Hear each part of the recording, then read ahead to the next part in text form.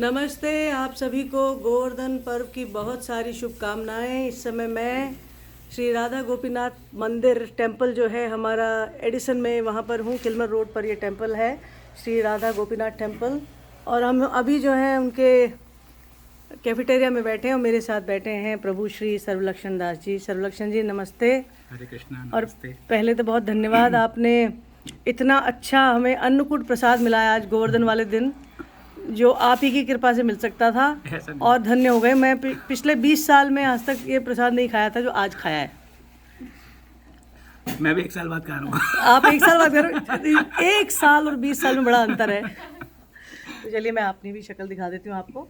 और अब ज़रा हम बात करेंगे प्रभु से कि ये गोवर्धन जो त्यौहार है इसका महत्व क्या है। प्रभु श्री कृष्ण की लीला जो है उसके बारे में बात करेंगे। तो आप खाना खा रहे हैं मुझे पता है, धीरे धीरे, लेकिन आपके साथ ही संवाद करेंगे हम।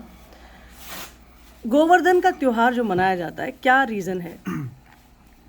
तो हमारे श्रीमद् भागवतम में बताया गया है कि हंताय मद्री हरिदास वर्यो मानम तनोति सह गो गणयोस्तस,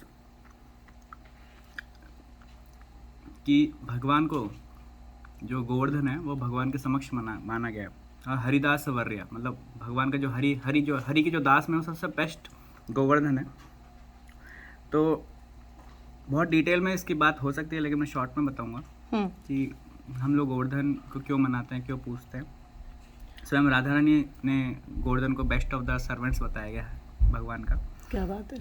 तो जब आप साथ में खाते रहिए, कोई टेंशन नहीं, मैं भी बात करती रहूँगी और थोड़ा बताती रहूँगी, क्योंकि प्रभु जी को मैंने बीच में रोक लिया। मैं भी आई थी, हम लोग सब अपने ऑफिस से लंच ब्रेक में आए। हमने कहा भाई प्रसाद है, ये प्रसाद तो हम छोड़ नहीं सकते, ऑफिस के 2-4 घंटे हम जरूर छोड़ सकते हैं। तो अभी मेरे साथ और भी हमारे 2 मित्र पीछे बैठे हैं। हरे कृष्णा। और ये बहुत ही डिवोटेड है साथी जो बैठे हैं इधर। तो गोवर्धन की स्टोरी सत्ययुग और त्रेता युग दोनों में जुड़ी हुई है।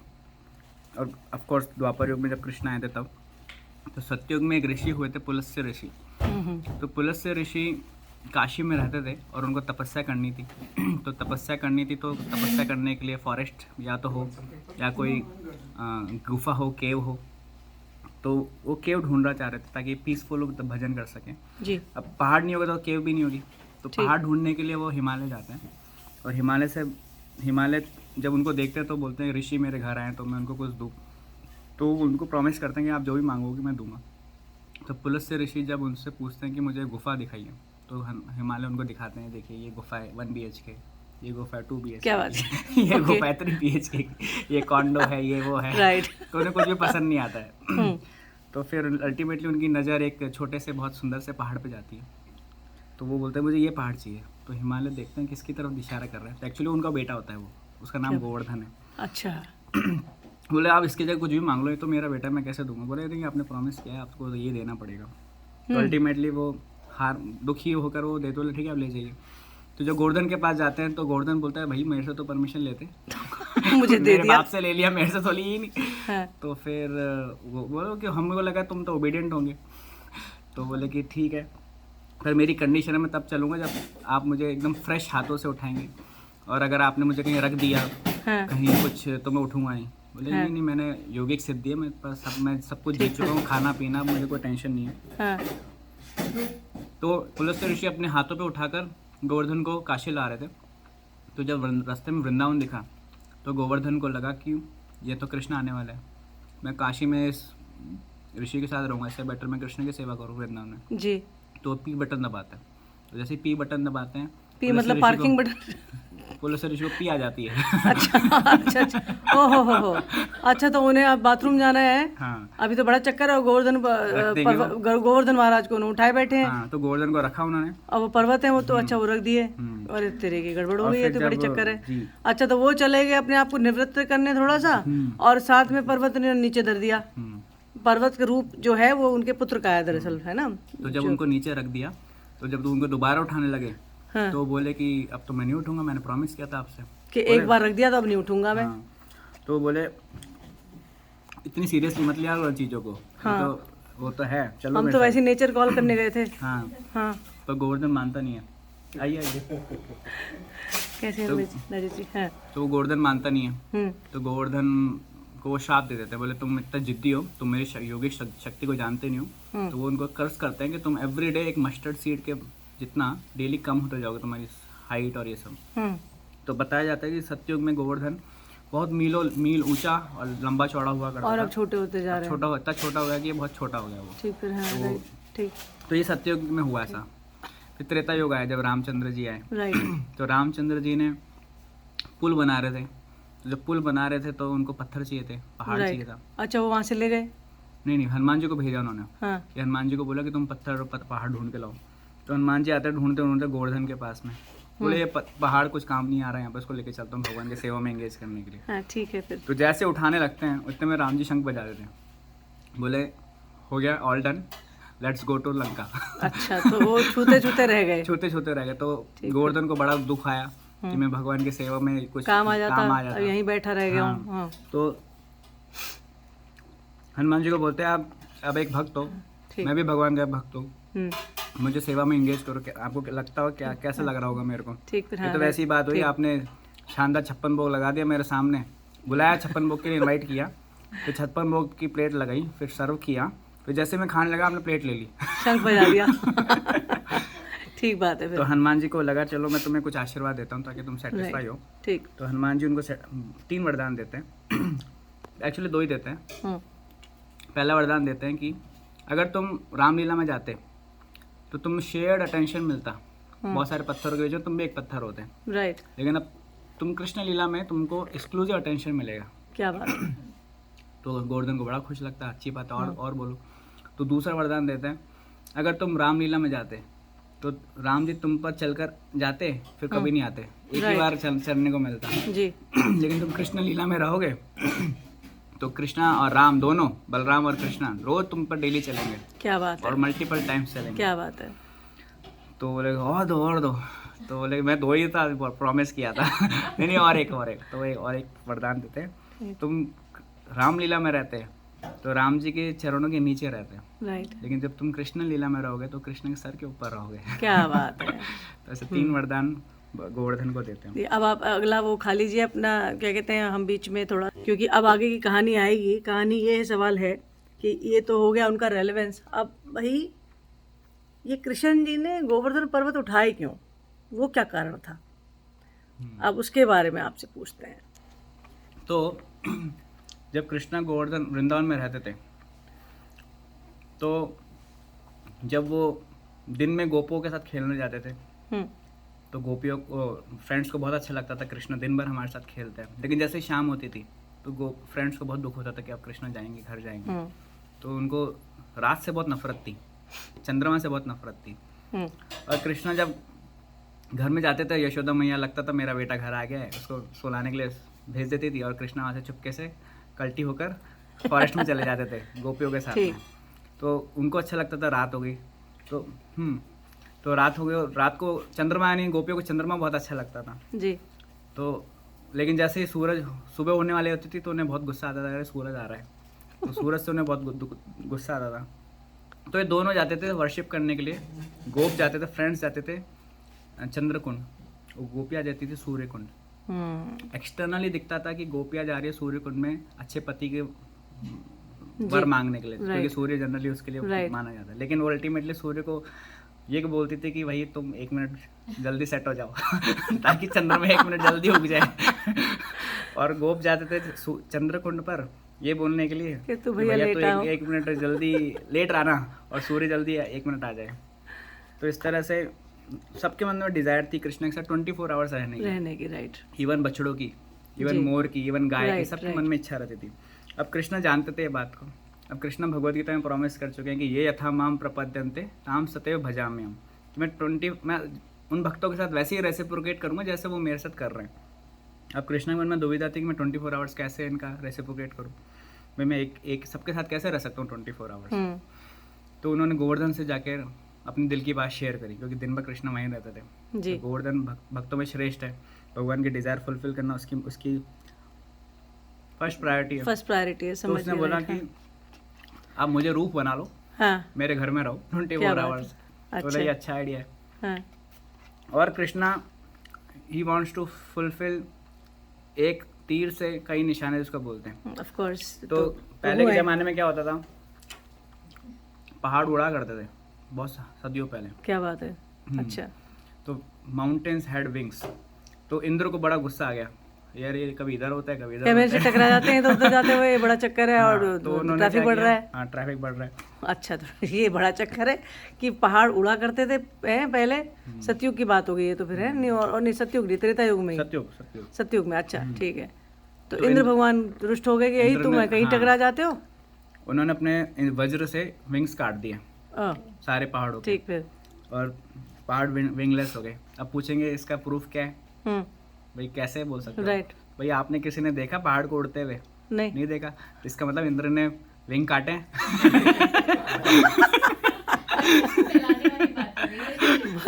ये तो देखो, ये तो बहुत, आप तो दोनों तरफ से मूर्छा मार गए। चलो कोई बात नहीं, अब तो मानना पड़ेगा जो भी बात है। चलो उड़ भी सकते हैं, कोई उधर में पता नहीं, कोई भरोसा नहीं है। अभी कोई एस्टेरॉयड मीटेरॉयड उड़ाने के लिए वो एटम बम भेज रहे हैं। अभी साइंस इतनी डेवलप्ड है, राइट। हो सकता है तब की साइंस ज़्यादा डेवलप्ड हो।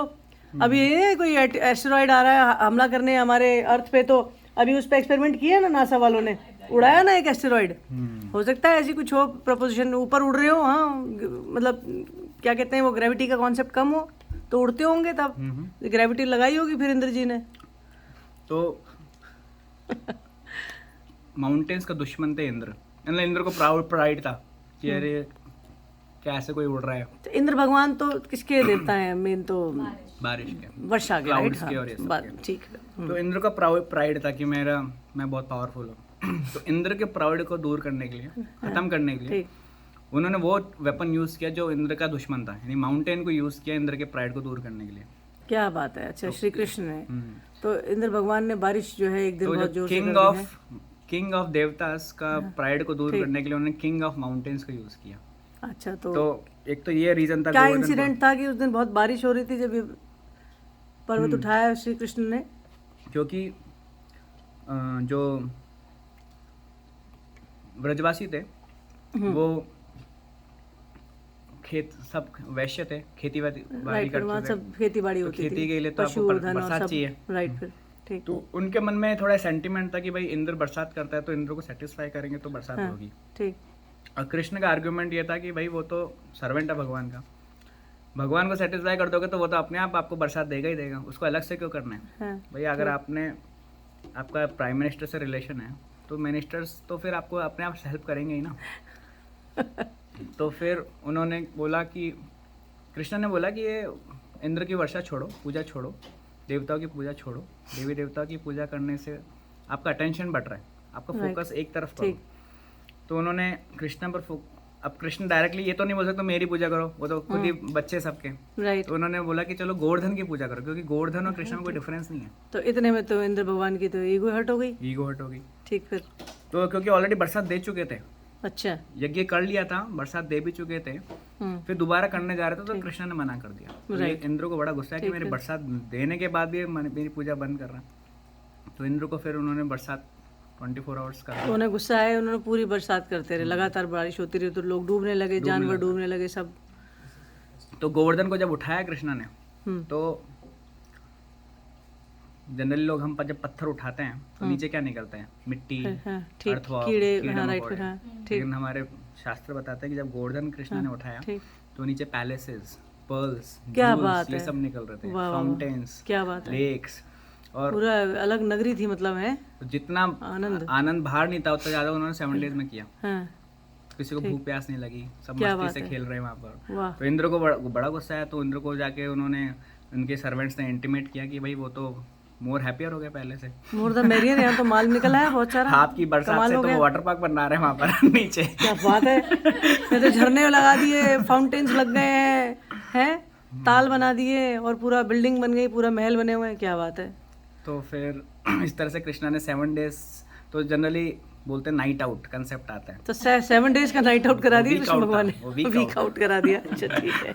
और उस 7 डेज के अंदर सारे 24 आवर्स को जो रहने की इच्छाएं थी सबकी वो फुलफिल हो गई। ठीक। फिर अच्छा, तभी गोप और गोपियां साथ रहे, सब परिवार इकट्ठे आ गए, श्री कृष्ण की छत्र छाया में आ गए सारे। बेसिकली वो लेके खड़े रहे 7 दिन तक लेके खड़े रहे श्री कृष्ण, राइट। तो फिर उसके बाद क्या हुआ? पर्वत को उन्होंने नीचे रखा, क्या किया श्री कृष्ण भगवान ने फिर? जब 7 डेज जब इंद्र को लगा कि कृष्ण ही भगवान है, तो इंद्र इतना गिल्ट फील कर रहे थे कि मैं कैसे भगवान के पास जाऊं। तो अब कृष्ण को जानते हैं वो गायों के बहुत प्रिय है, राइट।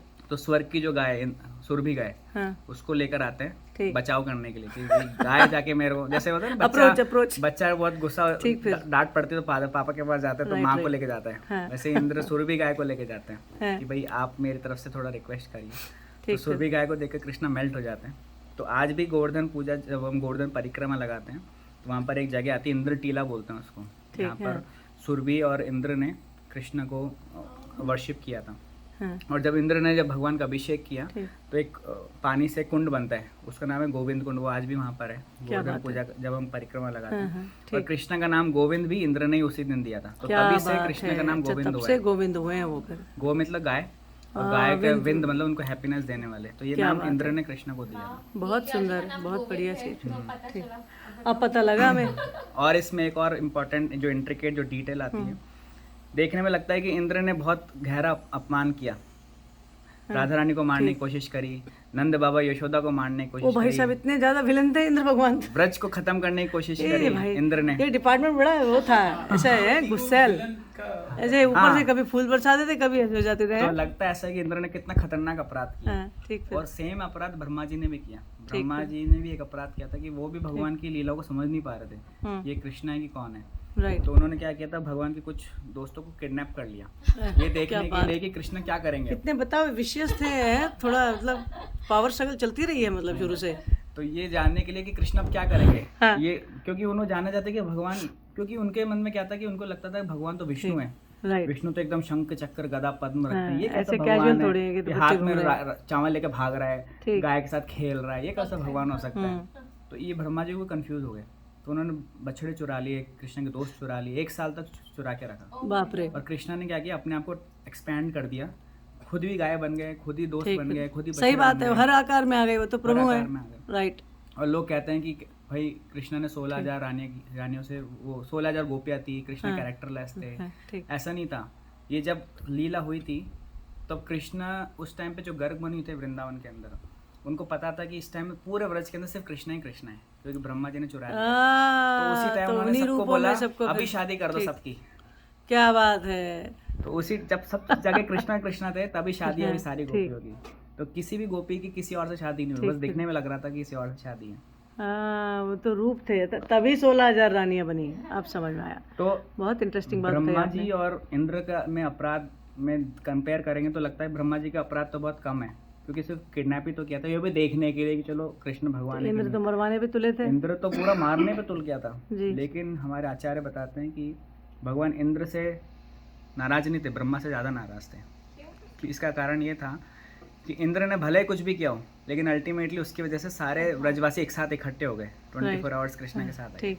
लेकिन ब्रह्मा ने जो उन्हें किया उसकी वजह से कृष्ण 1 साल तक अपने भक्तों से दूर रहे। ठीक बात है, उन्हें बहुत पेन हुआ उस चीज पेन का। हुआ। ठीक। फिर तो ब्रह्मा जी का अपराध ज़्यादा विशेष है देन इंद्र के। तो ब्रह्मा जी की पूजा तो होती नहीं इसलिए।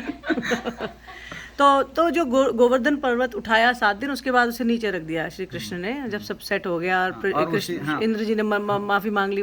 और गोवर्धन जब ये हुआ था, जब अल्टीमेटली वो कृष्ण ने जब गोवर्धन को नीचे रखा, तो गोवर्धन ने बाद में खुद अपने उससे बोला, खुद, क्योंकि गोवर्धन कृष्ण ही वो बोले राइट। ठीक है। कि अगर तुम मेरी परिक्रमा लगाओगे और तुम मुझे ऑफर करोगे तो मैं तुम्हें से बहुत खुश हूँगा, तो और मैं ब्लेस करूँगा।